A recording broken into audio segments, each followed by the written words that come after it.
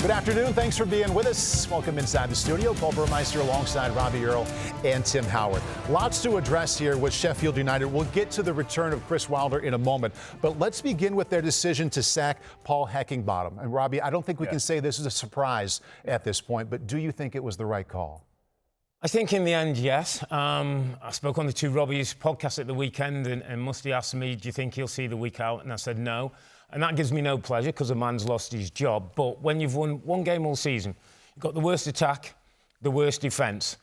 Stats don't help you. And to lose 8-0 at home to Newcastle and 5-0 away to Arsenal is not great. But then a 3-1 defeat to Bournemouth and a 5-0 defeat to Burnley, those are teams that you're fighting down there to get out of trouble, really gave, I just thought, no other option. And the other thing for me that started to happen for Heckingbottom is the fans started to turn. And when that happens, I think people in the director's seat get a little bit twitchy, and they made the call. This change felt kind of inevitable. Yeah, it felt inevitable. As you said, the fans started to lose hope. Even the manager came out and blamed McBurney for getting sent off. You don't like to hear that stuff publicly, but sacking a manager is all about timing. And as Robbie said, no one likes to see someone lose their job, but it's about timing. A club knows they can get a new manager bounce, and that's what's going to happen. The fans ultimately lost hope. What they'll do with a change manager is they'll get right behind them because they'll think we have something to cling on to here. The manager himself, as Robbie mentioned, first and foremost, clean sheet mentality, shore up that back line.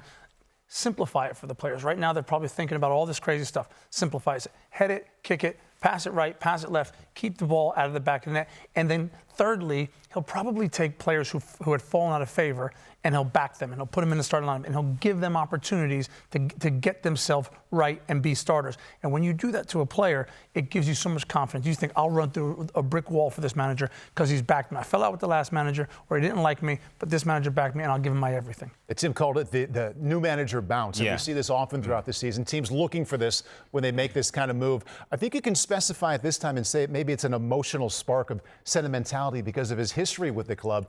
Do you think it will lead to results, though? Well, you would hope so, and maybe because of what he's done at the club. He's been a player in the past. He's managed the club to 9th in the table a few years ago. And the other thing I think Chris Wilder will do, he'll get the fans back on side. He's almost one of them.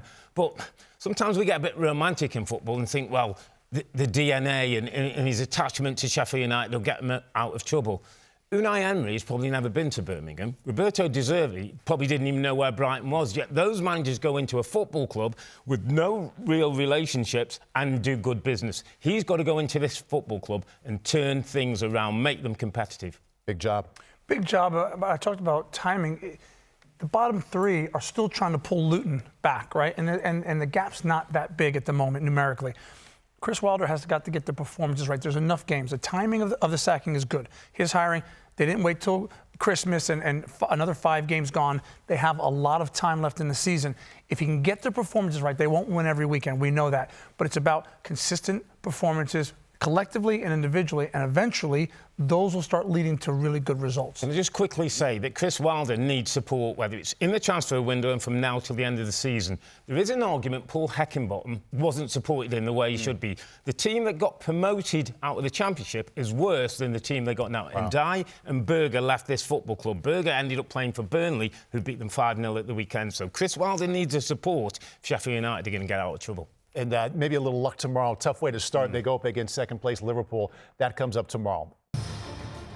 Hi there, I'm Rebecca Lowe, studio host for NBC's coverage of the Premier League.